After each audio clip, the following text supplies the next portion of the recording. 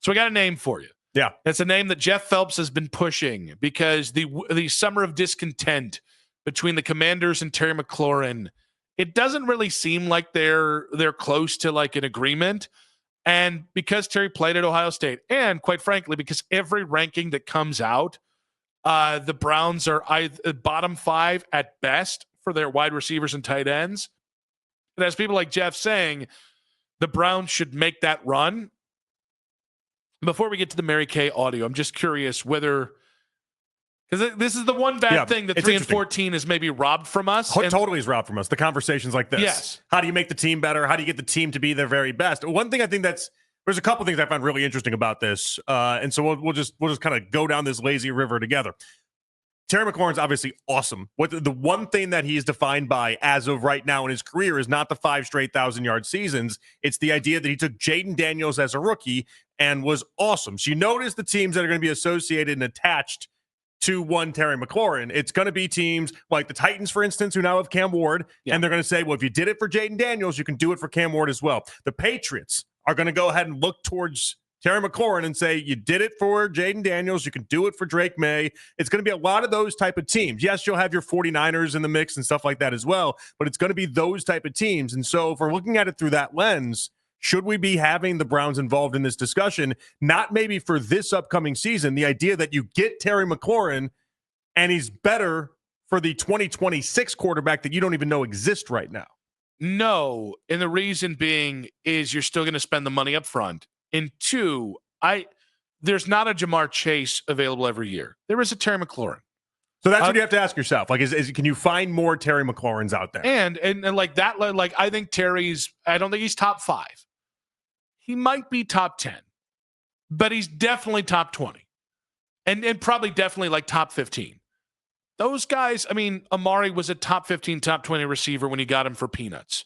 Stephon Diggs has been traded about 3 times over now. There are other reasons with Stephon. It rhymes with pink cocaine, allegedly. Or just is pink cocaine. That too. But I do think like those kind of really, like, you're not going to get a Justin Jefferson. You're not going to get a Jamar Chase. But do I think if the first thing next year is a rookie quarterback and the next thing becomes a vet, do I think you'll be able to find it? Yes, because that can be what you use the other first-round pick on, either for a wide receiver in the draft or to go. I mean, you flash a number 1 pick and a first-round pick out there for a wide receiver. More often than not, you're going to be able to find something. Yeah, and so like this in return, like Mary Kay and Jeff were kind of projecting out maybe like a second-round pick somewhere in that range. So you're giving up some value. There's no denying it. I had initially thought, no, not interested. Don't want that right now. Too early was my forecasting on this one. But the more and more I thought about it, the more and more I came around to the idea that if this is the only time you can get someone like Terry McLaurin, and we just disagree on whether or not there's just going to be a dime a dozen of these guys. But if this is the only time you can get him, and he's mad with Washington right now, he's not at any of the voluntary or the mandatory mini camps, maybe this is the time you strike. I think the problem with it is I do think it aids whatever quarterback you get this year, and I don't think it aids him to the point where you're a playoff team. But if that player adds even 1 to 2 wins because of big playability, I think you're going to be putting the cart before the horse. You might make the offense just good enough to be a 6-win team when you probably are a 4-win team or a 3-win team. I get what you're saying, and it would be awful if you end up being a 6-win team instead of a 4-win team, and this cost you 4 draft picks or 4 draft slots, because you had to get this type of player on your roster. But I do think it makes Andrew Berry look better in the process if he gets Terry McLaurin, because obviously that's a wide receiver that adds to the room, and your offense does look better. And all of a sudden, I don't know, maybe they're just heading in the right direction after something like this. 216-474-0092. How involved should the Browns be with the trade market?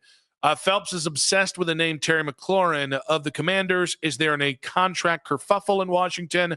When Mary Kay did join the Midday Boys earlier today, she commented on whether this is the right time, right place, and makes sense. The Browns will always check into anything like that, they will always do that. But I don't get the sense that they're clamoring for a big, high-priced receiver this season. I think if they're going to do something like that, it's going to be next season when they also add potentially their quarterback of the future. I think this year they're probably not going to break the bank on somebody like that. But of course, when a Terry McLaurin comes along, you have to at least consider it. You have to at least look into it, weigh the pros and cons, and determine, what that might look like over the next 4 years or something like that. So I wouldn't rule it out, but I don't get the sense right now that they're looking to add a big high-priced receiver. So I think she's spot on with a lot of that. The only thing I would say is I agree to an extent of when something like this comes up, you have to weigh the pros and cons, but I also think you have to weigh your situation. And I think one other thing about this is there are 6 quarterbacks in next year's draft who might end up being a top 10 to top 15 to top 20 pick. It's a really good class. There might end up only being 1 or 2 guys who end up being the lead dogs, and then everybody else flows behind it. Mm-hmm. But if you look at the varying skill set, I don't know which wide receiver pairs with them the best. And I think we got to learn from the Odell thing. Now, of course, they drafted Baker first and then traded for Odell, but that thing failed because Baker and Odell's styles did not match. That's something that I think is incredibly important when talking about adding a wide receiver. You got to know who the quarterback is to make sure you're getting the right guy to throw the ball to. I mean, he had 1,000-yard seasons with just about everyone in Washington before Jaden Daniels, though. Like he's one of the few wide receivers in the league that I can point to and say, like, he's quarterback proofed. He can play with any quarterback out there, and it doesn't seem like he's had a problem adjusting in the slightest bit. I would probably say the same thing about Terry, but that's as a guy who hasn't watched him every day. And so I think that would be kind of my pushback is I know him as a guy that's watched him on TV, but because I don't watch him night in, night out, like, is he better with a big arm quarterback like a Mendoza or an Aller? I mean, he's clearly better with someone like a Jaden Daniels, excuse me. Like he clearly is. He had second most receiving touchdowns in the NFL. So like, there's obviously something that quarterback play does matter within him relative to the other Washington quarterbacks, but he also had 1,000 yards with a bunch of really bad Washington quarterbacks. But I also say, like, I think waiting. I think it feels right to wait. I'm not disagreeing there. So I think this is the poison pill year, or one of a few. Like last year was we didn't see that coming because everyone, including the team, was talking about playoffs going into it or more. So this year is hey, you got to take your medicine year.